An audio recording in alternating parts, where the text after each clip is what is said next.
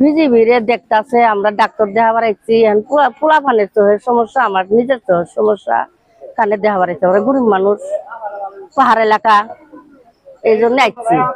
ভাই আমরা পাহাড়ি এলাকার লোক, পাহাড় থেকে পানি ঢল ঢল আসে, আমাদের অসুস্থ আমরা খুব, তাই বিজিবি ক্যাম্প থেকে বিনামূল্যে ডাক্তার আসে, আমরা ওষুধ নিতে আইছি। আমরা খুব অসুস্থ, অন্য অন্য কোনো সাইডে কোনো ডাক্তার আসে না, বিজিবির থেকে ডাক্তার আইসে সরকারি ভাবে বিনামূল্যে ওষুধ দিতে আসে, আমরা ওষুধ নিতে আইছি। এখানে আইসি সেন্টারে কালে মেইন মেরে দিছে, বলে গরিব সবাই ওষুধ নিবে আসবে, বিজিবির আসবো, সবাই আসবো, নিজ হাতে ওষুধ দিতে আছে, আমরা গরিব মানুষ কিনে পাই না, এই কারণে আইসি। আমাকে পাহাড় এলাকার কোনো ডাক্তার আসে না, বিজিবির ডাক্তার দিছে, এই ডাক্তার দিয়ে আমাদের অনেক উপকার হয়েছে, আমরা ফ্রি ভাবে চিকিৎসা পাইতেছি, আমাদের অনেক উপকার হয়েছে। ডাক্তার একটা হাসি তাহলে পরে দিহিসিনের ওষুধ দিল, আমরা গরিব মানুষ কিনে পাই না, দিহিসিনের ওষুধ দিল, টাকা পয়সা কিছুই নেই নাকি, টাকা বিজিবি থেকে দিল, তাক ধন্যবাদ। বিজিবি সীমান্তে দায়িত্ব পালন করে থাকে। বিজিবি হবে সীমান্তের নিরাপত্তা আস্থার প্রতীক। আমাদের শ্রদ্ধেয় মহাপরিচালক মহোদয়ের এটাই নির্দেশনা।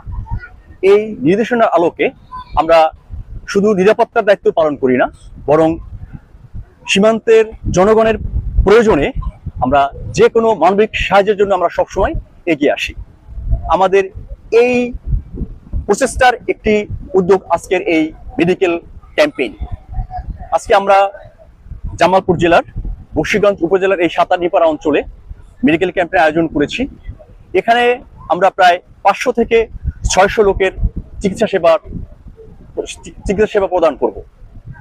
আমরা আজকের এই চিকিৎসা ক্যাম্পেইনে, মেডিকেল ক্যাম্পেইনে বিশেষজ্ঞ ডাক্তারদেরকে নিয়ে এসেছি, যারা আমাদের বিজিবি নিজস্ব ডক্টর, এছাড়াও বাইরের বিশেষজ্ঞ ডাক্তার এখানে আছেন।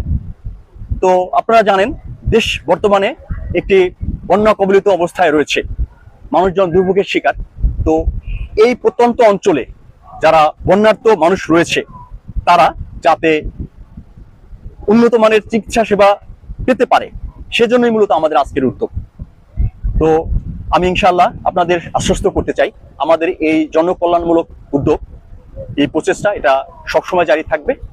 আমরা ভবিষ্যতেও আমাদের সাধ্যমতো আমরা এলাকার মানুষের পাশে দাঁড়াবো।